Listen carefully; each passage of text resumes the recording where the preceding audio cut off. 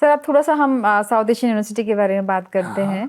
तो हमारी इस यूनिवर्सिटी की जो है वो नींव कैसे रखी गई, कब रखी गई और कैसे ये उद्देश्य क्या उद्देश्य मन में रखते हुए इसकी नींव रखी गई? ये यूनिवर्सिटी रचना जी अपने आप में मेरे ख्याल से विश्व का एक इकलौता उदाहरण है और इसकी नींव लगभग 15 से भी ज़्यादा 16-17 साल पहले रखी गई थी, जब इंडिया सार्क का चेयर था। सार्क की चेयर रोटेट होती है, जब हुँ, इंडिया हुँ। सार्क का चेयर था, तो एक ये सवाल आया कि नए-नए शिक्षा के क्षेत्र आ रहे हैं। मुझे याद है इसका मैं यदि ओरिजिनल पेपर पढ़ता हूँ, हुँ, तो हुँ। उसमें एक नैनो टेक्नोलॉजी का उदाहरण दिया गया क्योंकि उस समय नैनो टेक्नोलॉजी बिल्कुल नया था। जी। अब हर देश को कुछ नैनो टेक्नोलॉजिस्ट चाहिए। हुँ, हुँ। नेपाल को शायद 5 चाहिए होंगे, बांग्लादेश को 10 चाहिए होंगे, भारत को 100 चाहिए होगा। लेकिन एक अच्छे नैनो टेक्नोलॉजी कोर्स को एस्टैब्लिश करने के लिए बहुत ज़्यादा खर्चा चाहिए। तो उस समय ये फैसला हुआ कि ये सारे देश मिलकर हुँ, हुँ। एक जगह हायर एजुकेशन का सेंटर बना लें जी। और हर देश के थोड़े-थोड़े बच्चे जितने चाहिए वहाँ आके पढ़ लें हुँ, हुँ। और फिर अपने-अपने देश को चले जाएँ। जी। तो एक बहुत ही अद्वितीय मेरे ख्याल से शायद विश्व में कोई यूनिवर्सिटी नहीं है जो 8 देश मिलकर चलाते हों, मिलकर फंड करते हों, मिलकर गवर्न करते हों। हुँ, हुँ।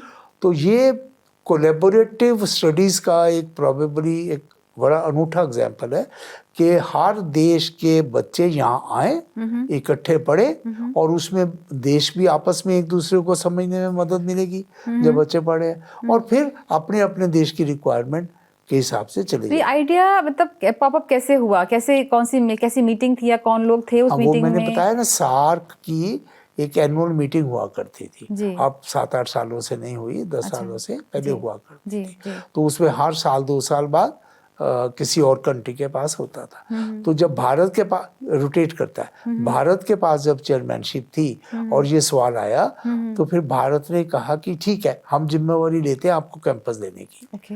तो हम भारत ने ये रिस्पॉन्सिबिलिटी ली हुँ, कि हुँ। लैंड और बिल्डिंग हम दे देंगे हुँ, हुँ, हुँ। और बाकी सब लोग बच्चे भी पूल कर लें, फंड्स भी पूल कर हुँ, लें हुँ। और वो तो मॉडल फंडिंग का डिस्ट्रीब्यूशन किस तरह से है? कौन फंडिंग एड का करता है? Distribution capital expenditure land building का तो सारा भारत का है। जी, बाकी थ्योरेटिकली अबाउट 60% भारत का है जी। और बाकी 40% बाकी देशों का है। तो भारत ने वॉलंटरीली 60% अपने ऊपर 60% डे टू डे पर कैपिटल 100%। हाँ, हाँ। नेट जो भारत का बनता है वो 85 से ऊपर बन जाता जी, है। जी, जी।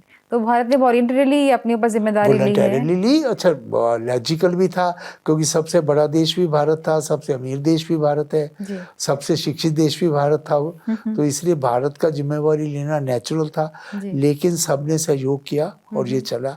बीच में सार्क अपने आप में थोड़ा-सा डाइल्यूट हो गया, हुँ, हुँ। इसलिए उसके कुछ साइड इफ़ेक्ट्स इस यूनिवर्सिटी में भी आए। हुँ, हुँ। लेकिन मेरा अब ये रिवाइवल का है कि भई पॉलिटिकल डिफरेंसेस अपनी जगह रहें, हुँ, हुँ। लेकिन एकेडमिकली हम इकट्ठा अभी भी चल सकते हैं हुँ, हुँ, और हुँ। उस तरफ थोड़ा और बढ़ा रहे हैं हुँ, हुँ। और ठीक चल रहा है इस समय। तो इस यूनिकनेस के साथ-साथ जो हमारे पास है कि वो 8 देशों के जो हैं वो लोग मिलके इसको चला रहे हैं। ऐसी कौन-सी एकेडमिक विशेषताएँ हैं जो दूसरी यूनिवर्सिटी से इसको यूनिक बनाती हैं? नहीं, एकेडमिक विशेषता यही है कि यूनिकनेस ऑफ कोर्सेज़। हुँ। जैसे हमने अभी मेरे आने के बाद अभी एक कोर्स शुरू किया last year, climate change, green transition and sustainability. हुँ, अच्छा। क्योंकि हमने सोचा ये एक ऐसा विषय है हुँ, हुँ। जो 8 देशों के लिए महत्वपूर्ण है। जी। लेकिन अब 8 देश पैसा इन्वेस्ट करके अपना सिस्टम बनाएँ, हुँ, उसकी हुँ। कोई तुक नहीं बनती। जी। डिज़ास्टर मैनेजमेंट जैसे, हुँ, हुँ। अब वो साइक्लोन की प्रॉब्लम है, हुँ, हुँ। भारत की कोस्टल लाइन इतनी ज़्यादा है, हुँ, हुँ। मालदीव 100% कोस्टल है, हुँ, हुँ। श्रीलंका 100% कोस्टल है, जी। बांग्लादेश में कोस्टल है। हुँ, हुँ। तो यदि हम कोस्टल प्रॉब्लम्स को एक जगह स्टडी करें हुँ, हुँ। और उसके रिजल्ट शेयर करें, हुँ, हुँ, हुँ। तो सबको उसका एडवांटेज होगा। जी। और लैंडस्लाइड है, हुँ, अब लैंडस्लाइड नेपाल में हो या उत्तराखंड में हो या हिमाचल में हो या केरला में हो, क्या हुँ। फ़र्क है? हुँ, तो हुँ। एक जगह स्टडी करें। हुँ, तो हुँ। इस तरह के कॉमन एरियाज़ को लेके उन पे रिसर्च पे ज़्यादा जोर दें, ये इसकी विशेषता तो है। जैसे कि हाँ, आपने कहा कि आजकल जो जियोपॉलिटिकल सिचुएशंस जो है वो चेंज हो रही है काफ़ी अपने हमारे आस-पास भी बहुत ज़्यादा चेंज हो रही हैं। जब ये बच्चे उस देश से यहाँ पर साथ-साथ बैठ के पढ़ते हैं, तो क्या आपको उनके अंदर कुछ दिखता है कि उनके अंदर कुछ झगड़ा हो रहा है या मन विचार नहीं मिल रहे हैं? ऐसा भी होता देखने को मिलता है? रचना जी मेरे जो एक्सपीरियंस हुआ है यहाँ 2 ढाई साल में, वो बिल्कुल भी ऐसा नहीं है। बिल्कुल भी ऐसा नहीं। बच्चे बल्कि एक दूसरे के साथ मिलकर बड़े खुश हैं, एक दूसरे की कल्चर सीखते हैं। मेस में कभी हमारी मेस में कभी कहते हैं आज भूटान का खाना बना दो, जब बच्चे मेस को चलाते हैं जी। तो आज नेपाल का खाना बना दो। जी। तो वो जो अपॉर्चुनिटीज जहाँ हैं जी। वो उनको अच्छा लग रही हैं, फ्रेंडशिप्स बन रहे हैं, मिलकर फंक्शन करते हैं। हर कल्चरल इवनिंग में दूसरे देशों के कुछ आइटम्स होते हैं। तो मुझे ऐसा लगता है कि शायद हम युवा पीढ़ी से सीखे तो डिफरेंसेस भी कम हो जाएंगे। जी। तो मतलब शिक्षा मतलब ये कहा जाएगा कि इन सब जो जियोपॉलिटिकल बाउंड्रीज है इससे कहीं ऊपर है। ये सब चीज़ों का कोई फर्क नहीं पड़ता बच्चों पे, बच्चे अपना पढ़ता नहीं, और मुझे लगता है पढ़ता भी हो तो हम बड़ों को ये कोशिश करनी चाहिए कि ना पढ़े, क्योंकि कहीं ना कहीं अल्टीमेटली डिफरेंसेस कम करना ही लाइफ का उद्देश्य होना चाहिए। जी, जी। और युवाओं को यदि हम उस तरह मोड़ दें तो धीरे धीरे देशों को सबको लाभ होगा ही होगा। जी।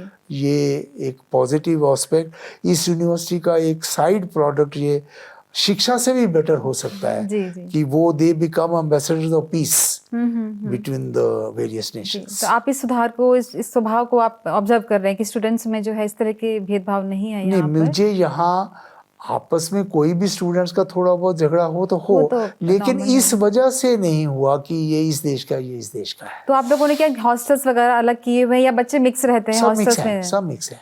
और बेसिकली यहाँ पे बच्चे हॉस्टल्स में ही रहते हैं क्योंकि बाहर के देशों से थोड़ी सी यहाँ समस्या रही। जी। यहाँ समहाउ शुरू की प्लानिंग में थोड़ी सी मतलब स्लिप होगी कि हॉस्टल नहीं बने। जी, जी, जी। और अब मैंने हॉस्टल्स का प्रपोजल दिया है, शुरू हो जाएंगे शायद जल्दी।